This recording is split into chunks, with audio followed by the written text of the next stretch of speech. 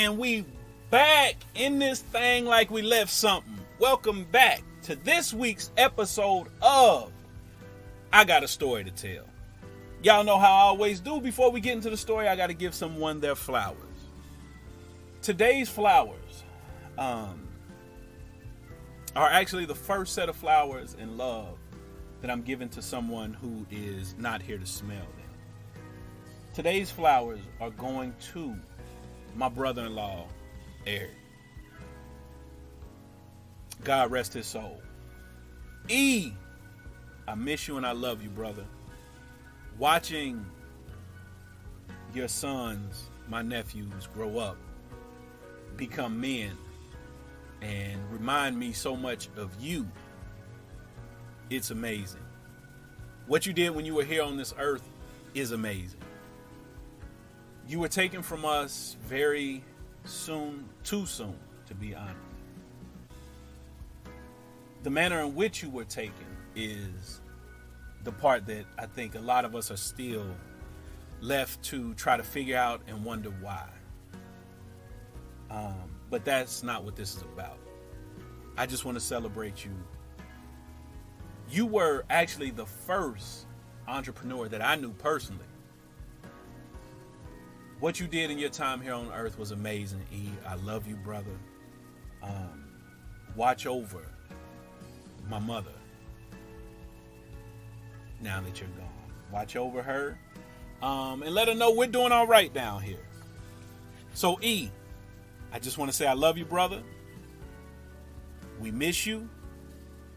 We appreciate you. God rest your soul, rest easy, and rest in peace. And with that being said, y'all, it's that time. I got a story to tell. Let's go.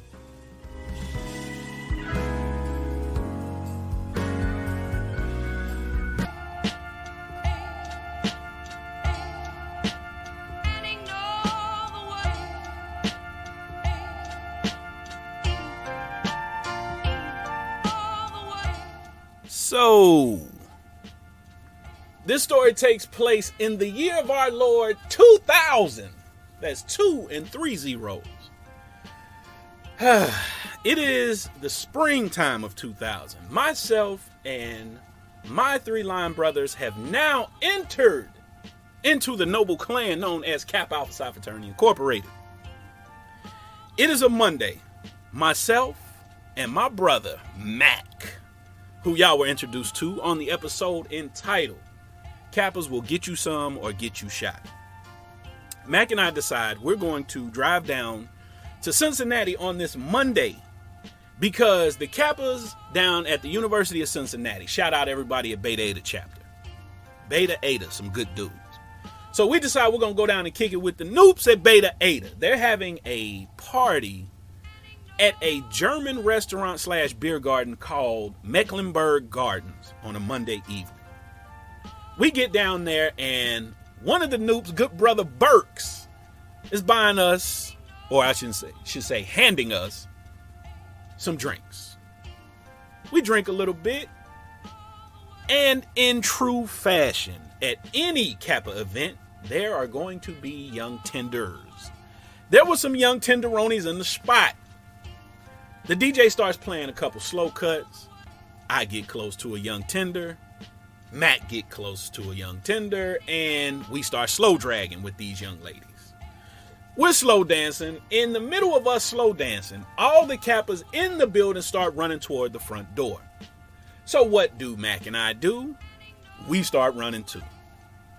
We get outside to find out that the dude who was taking money at the door, he was sitting there outside and had the cash box in front of him. Some random guy walks by and acts like he's going to take the cash box.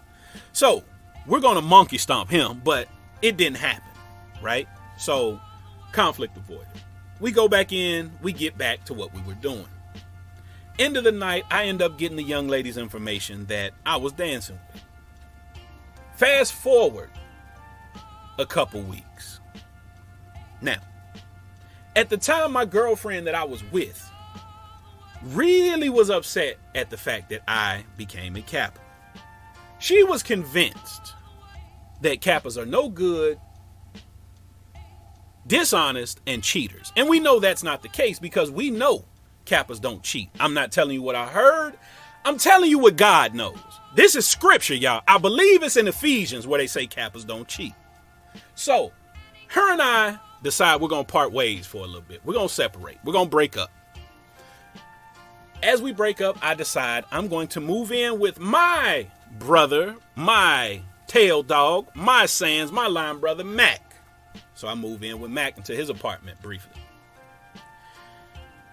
Fast forward a little bit further. There's a party in Cincinnati at Union Terminal. Now, Union Terminal is a train station. If you're catching the Amtrak going somewhere, you would go catch the train at Union Terminal. Also inside Union Terminal, they have like museum exhibits. During Christmas time, they do decorations and stuff like that. They have this big like entrance, lobby, foyer or foyer, whatever you want to call it. And that's where the party was this evening. There's a ton of people there. But the Kappas from Zeta are in the building. So we're down there. We're strolling through the party. Strolling, stepping, whatever you call it in your neck of the woods. I'm leading out the line, as I should. I'm fatting it out. Now, some people call it throwing bowls. Some people call it fatting it out. Some people call it doing the fat man. But it's a stroll that we as Kappas did at that time. Now, nowadays, Kappas, they shimmy. But back then, we called, throwing bowls or fatting it out or doing the fat man. So I'm leading the front of the line. Oh, I'm in that thing. I'm smooth, y'all. Y'all hear me? I'm smooth as silk. I'm coming through that bitch looking fan magical. You hear me? If you are walking God's green earth right now and you have never seen me stroll through a party, you have missed out on a treat. I'm so cold with it, y'all. And again, I'm not telling you what I heard. I'm telling you what God knows. They say it's in Ecclesiastes that I'm cold with it, right? Look it up. It's somewhere in there. So we going through this party. I'm being me. I'm doing my mic type shit. I happen to see the young lady that I saw at the party before. We strolling, going around, take a break. I start talking to the young lady. She says, "Why'd you never use that number I gave you?" I'm like, well, me and my girl were kind of off again, on again. Again, Kappas don't cheat. So I would never, and I mean never, disrespect the woman I'm with because Kappas don't cheat. So I'm explaining this to her. I got to let her know Kappas are God-fearing, upstanding men and gentlemen. And we don't cheat. So she's like, hey, well, when you get a chance, use that number. I said, we'll say less. Now, this young lady does not live in Cincinnati. She's always down there because her roommate is from Cincinnati. She goes to school at Butler University in Indianapolis. Indianapolis from Cincinnati is about 2 hours, a 2-hour drive. So it's not very far. Her roommate and her, they come down to Cincinnati to kick it a lot. So that's why she's continuously down there. Now, fast forward a couple weeks. I decide one weekend I'm going to go home to Cincinnati to hang out with my mother for the weekend. Ain't shit really popping on campus. Nothing's going on. So I'm going to just say, the hell with it, go to Cincinnati, hanging out with my Dukes for the weekend. I say, I'm going to skip all my classes on Friday. The hell with it. I'm going down early. Me and my mother, we go get lunch and just hang out. So that's what I do. I go to Cincinnati. That Friday, my mom and I go grab some quick lunch from Perkins. Shout out to Perkins. Used to be my shit. We go to Perkins. We're having, good time hanging out. My mom at that time hadn't got me a crossing gift yet for becoming a Kappa. So she wanted to get me a crossing gift. So we decide we're going to take a cab over to Cincinnati because I don't have a car. She doesn't own a car. My mom has never owned a car. We've never had a car growing up. We're going to take a cab over to Clifton to go to Semesters. Semesters is a Greek paraphernalia shop in Clifton near the University of Cincinnati. She wants to buy me a shirt. We go over to Semester. She buys me a shirt. We're coming out of Semesters, about to get a cab, possibly to go somewhere else or go home. I see the young lady from the party. She, hey, what's up? She, speaks to my mom or whatever. My mom, she knows what's going on, so she walks ahead. I'm talking to the young lady. She's telling me, hey, my girl and I came down last night just to hang out. We're going back to school tonight. You should come kick it. I'm like, I think about it. I'll let you know, whatever. So she says, okay, cool. It's Friday night, y'all. I'm at my mom's crib. I'm chilling. My mom has passed out sleep on me. It's probably about 9:30. I call the young lady. What's going on? Her friend is in the background on the phone telling her, hey, tell him to come up. Tell him to come kick it. So the young lady keeps expressing, hey, you should come up here and kick it with us tonight. I'm like, I'm going to think about it, yada, yada, yada. Now, I keep saying I'm going to think about it because I don't own a car. So I'm like, think about it. But in my mind, I'm thinking, okay, whose car can I get to go? Then the friend start talking real spicy. Oh, y'all, she talking that one talk. She says in the background, as I can hear her clearly, and I'm talking crystal clear, tell him he need to come up here because he can get it. I said, oh, well, look at God. God is up here showing up and showing out in my life, y'all. So once I heard that, the friend on the phone with me, whose name is Brandy, starts laughing. And she says, oh, he just don't know. We'll both give it to him. I said, excuse me? Oh, yeah. She repeated herself. She repeated what she said. I said, oh, shit. I said, well, I need to get off this phone right now. Not now, but right now. And find me a set of wheels and a steering wheel to get me to Naptown. So, initially, I was like, I could call Mac. But Mac was in Dayton, where we went to school, in Dayton, Ohio. But I'm like, he would have to drive the hour down here after getting ready. Now, this nigga is man, y'all listen. Mac would take forever to get ready. So I'm like, okay, that's going to be an hour to get ready. An hour drive down here to Cincinnati. Then another 2 hours to Nap. I'm like, no. And I know he hates driving. He's going to complain about having to come down there. So I'm like, no, I ain't even going to bother him with it. So I call my guy, Melvin. Melvin and I have been friends since elementary school. Melvin is a former Jehovah's Witness who was selling dope at the time. Now, he didn't change his life. Now, he don't sell dope no more, right? So Melvin owes me a favor. That's why I call Mel. I call Mel. I say, hey, Mel, I'm ready to cash in on that favor. Y'all ask, why does Mel owe you a favor? Mel owed me a favor because about a year before that, Mel needed to bust some moves, if you catch my drift. Mel needed to make some things shake, right? So Mel hit me up. I let Mel borrow some money. I got my refund from my college folks who got refunds. Y'all know what I'm talking about, right? Mel was trying to put some twos with some threes with some fours, and some fives with some sixes. If you catch my drift. If you're picking up what I'm putting down, you know what I'm talking about. So I let Mel borrow some money. Mel had to bust some moves. Mel paid me back my money with interest. And he said back then, I appreciate that. Nigga, if you ever need a favor, just let me know. Oh, it's time to cash in on that favor. So I called Mel on this Friday. It's late now. I say, hey, Mel, I'm ready to cash in on that favor. He said, nigga, name it. I said, I need to borrow your car. Mel responds with, what? I said, I need to borrow your car. And I need to take your car to Indianapolis. He said, you not only want to borrow my car, you want to take it across state line. I said, nigga, you got dope in the car or something? He said, no. I said, you got a pistol in the car? He said, no. I said, what's the problem with me taking to the nap? He said, listen, tonight, I got to bust a few moves. I can't let you borrow it tonight, but you can have it tomorrow. I said, nigga, I need it tonight.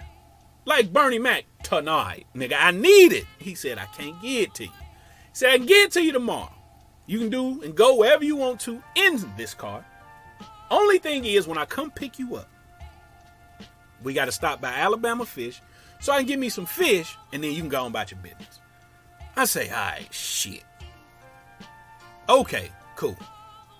I called the young ladies. I said, hey, I can't make it tonight, but I can come tomorrow night. They wasn't feeling that. Brandy says, well, I don't know what I'm going to be doing tomorrow night, but I know what I want to be doing tonight. I start thinking, nigga, do Greyhound run this late? I'm really considering this shit, right? So I'm like, nah, I ain't even gonna do it. Because if I get there and they not there to pick me up from Greyhound station, it's gonna be a problem. So I say, listen, just bear with me, I'll come tomorrow. All right, cool.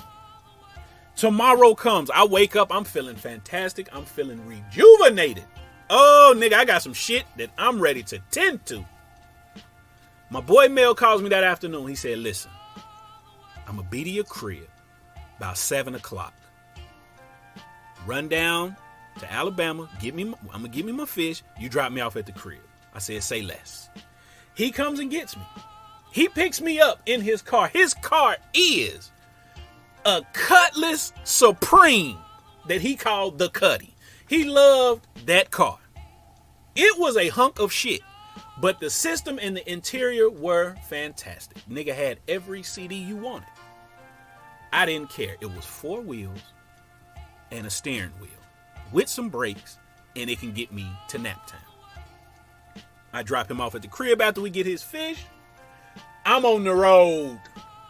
Oh, nigga, I'm on the road, and I'm playing all the CDs he got in the book. Only other person I knew with that many CDs in them big CD books was Mac. And Mac, I need to apologize to you, brother, because I believe it was me that lost it. I don't know what happened to all your CDs. I'm sorry. Forgive me. So, I'm riding to Naptown. I'm playing all the CDs. Oh, I'm playing Show Nuff by Tila. I'm playing 8 Ball and MJG. Oh, I'm playing everything, y'all. I'm feeling it. Oh, I'm turning up. But for some reason, the line that keeps going off and what I'm thinking in my head, Twista had a song on his first album, and he has a line that says, one got chocolate thick thighs and the other one was a red bone. Where y'all going? Y'all thick as hell. That's what I'm thinking. Because these two young ladies are like that. Brandy, the one I'm talking to, she's light skinned. The other one, her roommate, she's brown skinned. So that's in my mind. I said, ooh, nigga, both of them, it's going down. As I get closer to Naptown, I'm trying to get my mind right. I throw on the first 112 CD. And I know that CD backwards and forwards. That's one of my favorite CDs all time. I'm singing all the parts. I'm singing all the members of 112. Q, Mike, Deron, and Slim. I'm singing all parts. I get to Naptown. I get over on campus. I park the Cuddy. I gets out the Cuddy. Grab my backpack because I've packed a bag. Go to their dorm. Hit the buzzer. And nobody's coming. I said, okay. Hit it again. Finally, a young co-ed comes and opens the door. I say, hey, I'm looking for Brandy. She was like, I haven't seen her, but I think her roommate is in the room. They stay on the 3rd floor. I say, all right, bet. She said you can call up to their room. So they got a little phone with the rooms next to the little buzzer thing and the little phone. So I call up to the room. She says, I'm on my way down to get you right now. I said, ooh wee, y'all finna go down like 4 flats on the Crown Victoria is going down. Don't nobody know I'm in the nap but myself, my boy Melvin, who's let me borrow the Cuddy, and these 2 young ladies. The roommate comes down, she gets me, we go up to the room, we're chilling. Room is immaculate. It's beautiful. You can tell females live there in this room. It don't look like a dude's dorm. They have turned the top drawer of their chest of drawers into a cooler. They have pulled the drawer out. Like, it's out. It's lined with like plastic bags, garbage bags, I should say, ice, and they got all type of liquor in there. I said, oh man, this is really about to go down. So I say, where Brandy? She was like, oh, she ran to the liquor store with her friend. I said, all right, cool. She says then, hey, I'm about to go hop in the shower. Help yourself to anything you want here, and I'll be back. In my mind, I said, she going to get clean because it's finna go down. She grabs her little, y'all know how in dorms chicks would grab like the little box with they cleaning supplies and products, I should say, and go to the shower down in the hall because they didn't have a bathroom in the room. So she goes down to the shower. I'm sitting in the room. I'm hyped. I'm like, oh, yes. I have me a drink. I cracked me a brew. I'm sitting there drinking a brew. I'm drinking another brew. Old girl comes back in the room. She sits down on the bed. She starts getting dressed. She's undressed. She's getting dressed right there in front of me, right? So I'm like, oh, yeah. She's about that life. These two young ladies are about that life. So I said, oh, y'all. She like throws on like a little hoodie and some sweatpants. She's sitting there, we talking, she starts drinking. Time is passing and Brandy's nowhere to be found. So I'm like, damn. So I asked her, I'm like, hey, she coming back? She was like, yeah, she just made a quick run. She'll be back. I said, okay. So while we're sitting there, the young lady says, hey, there's a party at this white frat house. You want to run over there? They got all the drink, anything you want. Do you want to go? I said, yeah, we stop by. She was like, we can just walk right over there. I said, all right, bet. We go and, oh, they kicking it. Oh, they on some Animal House shit. It is a great time at this spot. We are having a ball. Now, this turns in, what we're going over there for is probably, we are only supposed to probably spend maybe an hour there. Her and I end up kicking it over there for probably 2.5 hours. We are having a ball. We leave there. She says, hey, one of my girls is in town visiting her boyfriend. Now, she's from Cincinnati like I am. She was like, my girl's in town visiting her boyfriend. I said, okay. She was like, let's go holler at them. So we go over there, we chilling with them for about an hour. Now, it's cool because we all Cincinnati people. We catching up, talking about where we grew up, the circles we ran with in high school, all this shit. Good time. We're there about another hour. I asked old girl, I said, hey, so when old girls, she was like, I don't know where she at. She was like, let's go back to the room and we'll try to hit her up or see if she calls us. I said, okay, cool. We leave. We're walking across campus. We go back to her room. It's getting late and ain't nothing popped off. I'm like, oh man. So in my mind at this point, I'm like, man, I done drove up here for nothing. So we're chilling in the room. She hasn't called. Old girl starts drinking some drinks they had in the room. She's getting faded. Oh, she's getting hammered. She says, hey, I'm hungry. Let's go grab something to eat. I say, all right. We get in the cuddy. We go to McDonald's. We go to McDonald's. She gets something to eat. We come back to the room.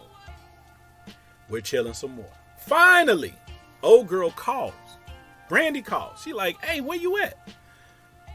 She starts telling her that her and the dude she was with were running to the liquor store real quick. En route to the liquor store, they got into an argument. Dude puts her out on the side of the road. I'm like, okay. So she was like, hey, Mike is here. We'll come pick you up. She says, okay, cool. We get in the cuddy. We bust a left on Meridian for anybody in Naptown listening. Y'all know where Meridian is. Meridian is a long ass street in the Nap. So we're driving to where she's supposed to be. We get there, we don't see her. We like, damn. Now I'm getting shitty. I'm getting pissed. We don't see her. We driving around. We all over the place. We see random people walking. We like, hey, have y'all seen a young? They like, nah. I say, well, let's go back to the room in case she calls again. Okay. We go back to the room. We're chilling. In my mind, though, I'm saying, well, shit. Me and old girl can, get these festivities started, so to speak. But she's adamant because I say to her, I'm like, well, shit, she don't need to be here. She's adamant about this being a Road Warriors / the Killer Bees / Demolition Man type event, if you catch my drift. Tag team back again, So I'm like, all right, bet. I had never experienced that at that point, right? So I'm like, shit, I need to see what that be like. So time passes. We haven't heard from old girl. Now it has gone from where is she at to we nervous now. We like, holy shit, man, what's going on? About 2 hours pass. We haven't heard from her. We go outside. We're sitting outside. We're asking people as they walk by, headed back to their dorms from partying all night. Hey, y'all seen Brandy? Y'all? Nobody has seen her. I'm like, oh shit. Now, in my mind, I'm thinking, something has happened to this young lady. There's going to be an investigation, and my name is going to be brought up in the shit, right? Oh, I'm playing detective. I'm like, man, I might fuck around and get bagged for some shit I ain't do. So I'm nervous. We go back up in the room, we sitting there. In my mind, I'm thinking, damn, I need to be wiping off fingerprints. Oh, I think I'm a full-fledged criminal at this point. Because this young lady has gone missing. Finally, the phone rings. She calls. Oh, the sun coming up, y'all. Ain't no tag team back again taking place tonight. That has set in. The phone rings. It's her. She says, I apologize. She's talking to her roommate. She apologizes. After we got off the phone, old boy came back feeling bad and picked her up. She is now in Muncie, Indiana at Ball State University, alma mater of the great David Letterman. Ball State University in Muncie, Indiana. She's there kicking it. And y'all, she kicking it with the Kappas. The Kappas at Ball State are known as DI, Delta Iota. Oh, they some good niggas. Shout out everybody at DI. I've had the pleasure of kicking it with the bros from DI before. She's kicking it with the niggas who made the song What That Thing Smell Like. Do y'all remember? BET had Uncut, and there was a video in a song called What That Thing Smell Like. The Kappas and the Iotas, shout out to the men of Iota Phi Theta fraternity. The Kappas and the Iotas got together and made that song, What That Thing Smell Like. Oh, D.I. some wild partying, kicking it niggas, right? They with the shits too if need be. But that's a whole nother day, whole nother story that I probably will never tell. So, she's kicking it with these niggas. At this point, I know there is no way that this is going down. Her roommate gets off the phone. She says, oh, now that I know my girl's safe, I can go and go to sleep. I'm like, huh?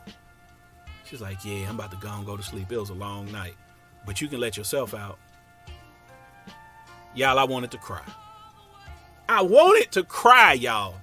I said, I done drove up here. Ain't get no action. And now I'm getting put out. By two young women who were promising me a good time. I say, okay. Now, I've never been on no Lenny shit from Of Mice and Men where I'm just strong-arming women. That's some whack, goofball, corny shit. I don't condone that at all.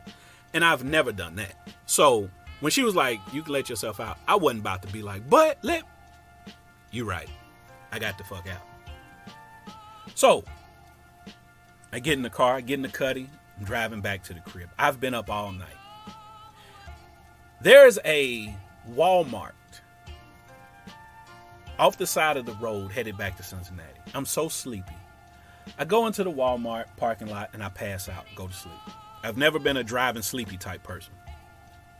Wake up, drive back to Cincinnati, take my boy his car, and I go home to my mother's crib. This is Sunday.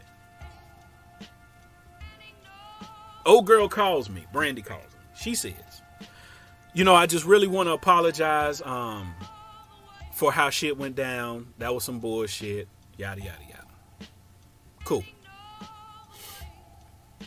I want to make it up to you. All right, cool. She was like, I'm going to call you sometime this week. I'm going to see what's up. Me and my girl going to probably come to Cincinnati. You just meet us down there. Cool. Later that week, I get a call. Hey, we're going to come to the Natty. Not this week, but next weekend. Now, they were coming to Cincinnati that next weekend because there was a party at the University of Cincinnati. Okay, cool. I put it on my calendar, on my mental calendar. The next week comes, and I'm like, okay, not this week, but the next week is going down. My girlfriend, who I had been dealing with at the time, and we were on the outs, she approaches me. We have a long talk. She's telling me, hey, I was wrong for getting upset about you becoming a Kappa. You're a good guy. I know you're not like other Kappas. So I retort with, what do you mean? Because we all know Kappas don't cheat. So she's like, yeah, whatever. But no, I will not let you defame these men by saying such words. So we keep talking. She wants to reconcile. So we do. We reconcile. We're back together. But in the back of my mind, hey, these two young tenders will be in the 513 next week, and it can go down. Me and my girlfriend, we're doing well. Everything is cool. That next week comes. It's time to go to the Natty, y'all. But in the back of my mind, I have to remember, I am a Kappa man, and we don't cheat. So Thursday comes, and I'm supposed to go to Cincinnati on Friday. The young lady calls me. She says, hey, this is where we're staying while we're in Cincinnati. It's going down, us three. And I had to tell the young lady, I said, you know what? I can't do it. She says, what? I said, I can't do it. She says, why not? I said, me and my girlfriend are back together. That'd be disrespectful to her. She replied, you faithful? I said, yeah, I am. She responds with, nigga, you tripping. Two of us? You don't? I'm like, I can't do it. She proceeds to tell me how much of a bitch I am for not doing this. And I was fine with that. I said, okay, I'll take that. She says, well, if you change your mind, this is where we're going to be. This is where we stand. Friday comes. Friday goes. Saturday comes. Saturday goes. Monday comes. Monday goes. So what I'm trying to say is, Kappas don't cheat. I'm out.